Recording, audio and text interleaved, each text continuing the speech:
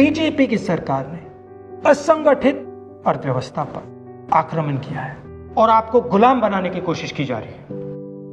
2008 में जबरदस्त आर्थिक तूफान आया, पूरी दुनिया में आया, अमेरिका में, जापान में, यूरोप में, चाइना में, सब जगह आया। अमेरिका के बैंक गिर गए, कंपनियां बंद हो गई, एक के बाद एक कंपनी की लाइन लग गई, बंद हो गई। यूरोप के बैंक गिरे, मगर हिंदुस्तान को कुछ नहीं हुआ। यूपीए की सरकार थी, प्रधानमंत्री जी के पास गया और मैंने उनसे पूछा, मनमोहन सिंह जी बताइए, पूरी दुनिया में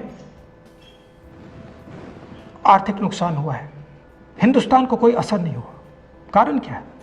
मनमोहन सिंह जी ने कहा, राहुल, अगर हिंदुस्तान की अर्थव्यवस्था को समझना चाहते हो तो यह समझना होगा कि हिंदुस्तान में दो अर्थव्यवस्थाएं हैं। पहली असंगठित अर्थव्यवस्था और दूसरी संगठित अर्थव्यवस्था। संगठित अर्थव्यवस्था में बड़ी कंपनियां, नाम आप जानते हो। असंगठित अर्थव्यवस्था में किसान, मजदूर, छोटे दुकानदार, मिडिल साइज कंपनीज। जिस दिन तक हिंदुस्तान का असंगठित सिस्टम मजबूत है, उस दिन तक हिंदुस्तान को कोई भी आर्थिक तूफान छू नहीं सकता। अब आज के दिन आते हैं। पिछले 6 साल से बीजेपी की सरकार ने असंगठित अर्थव्यवस्था पर आक्रमण किया है।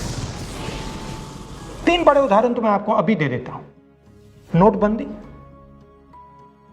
गलत जीएसटी और लॉकडाउन।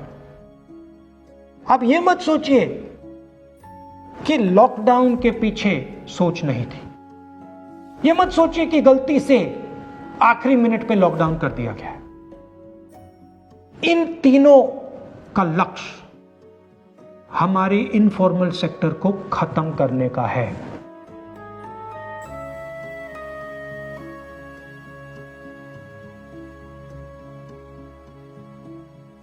प्रधानमंत्री जी को अगर सरकार चलानी है, मीडिया की जरूरत है, मार्केटिंग की जरूरत है। मीडिया और मार्केटिंग 15-20 लोग करते हैं। इनफॉर्मल सेक्टर में पैसा है, लाखों करोड़ रुपए, जिसको ये लोग छू नहीं सकते।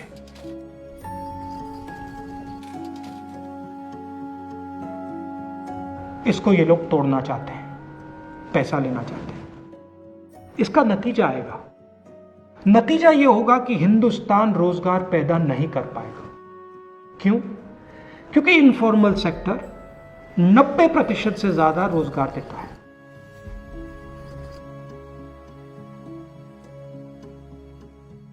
जिस दिन इनफॉर्मल सेक्टर खत्म हो गया, नष्ट हो गया, उस दिन हिंदुस्तान रोजगार पैदा नहीं कर पाएगा।